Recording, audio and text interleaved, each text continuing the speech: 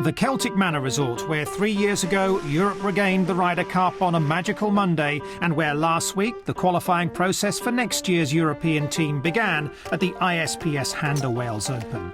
Appropriately at 7:25 on Thursday morning, Paul McGinley struck the opening tee shot, and the European Ryder Cup captain led by example. He put together 3 sub-par rounds on the way to finishing in a tie for 8th. His best result on the European Tour this season. Not for the first time on the 2010 course, Gregory Bourdie was going well and went into the closing round very much in the reckoning. But the leader was Peter Uihlein, who'd celebrated his 24th birthday on the first day of the event. Having already won the Madeira Islands Open, the American was attempting to make it victory number 2 on the European Tour in 2013.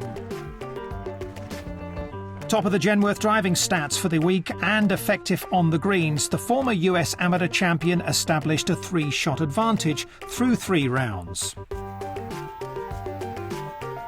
Yes, Uihlein was on fire. And it wasn't just on the course that unbelievable golf was played. As part of the ISPS Handa mission to raise the profile of blind and disabled golf, a special clinic was held at the 2010 range with some special guests taking part. They're constantly growing the awareness, which is really what disability golf requires. It's fabulous. They are really the driving force at the moment in terms of generating the media opportunity to really get it out there to other disabled people that aren't maybe golfers, that to realise, golf is a sport that can be played by all, and to hopefully encourage more newer, younger disabled people to take up the sport. Working across many of the world's major tours, the organisation has spread the importance of mass participation, regardless of any disability, and they're certainly starting to make an impression. It's brilliant. I mean, we're finally getting disabled golf out there. We're getting it shown to everyone, so that we can actually prove that we are around.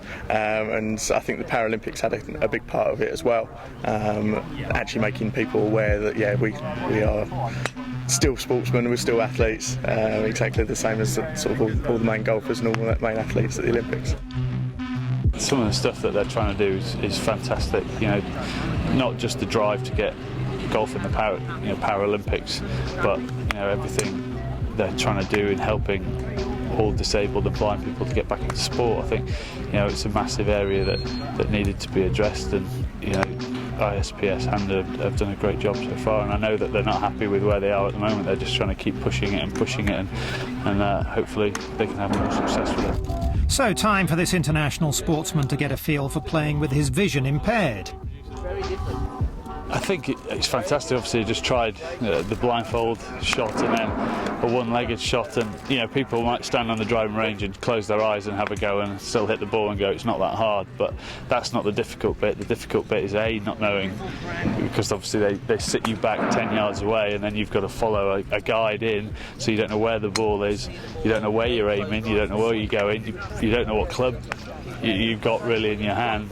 And I think it's a completely alien feeling, and to still want to be out there playing sport, it's a big credit to the people who are taking part, and I'll sort of take your hat off to them and wish them all the best with it. And it's great that there are organisations out there that can help them and they can go to. The awareness has become global, incorporating event sponsorship and player ambassadors endorsing the idea of golf for all. I work very closely with disabled golfers on a daily basis in my own academy, and there's not a day where I don't feel inspired by working with, and to see these golfers they're just overcoming every possibility and eventuality, and just to be able to help them with their dream to become good golfers, just to enjoy the game that we all, I think, sometimes take for granted. There were pleasant but breezy conditions for Championship Sunday at the ISPS Handa Wales Open, and Gregory Bourdie made the early running with this outrageous eagle at the second.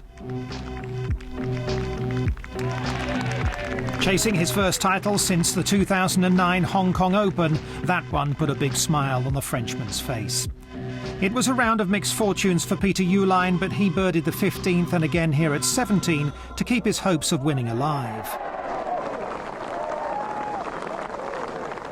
That putt, though, was trumped by Bourdie on the 16th, a long par 4 where birdies were proving hard to come by.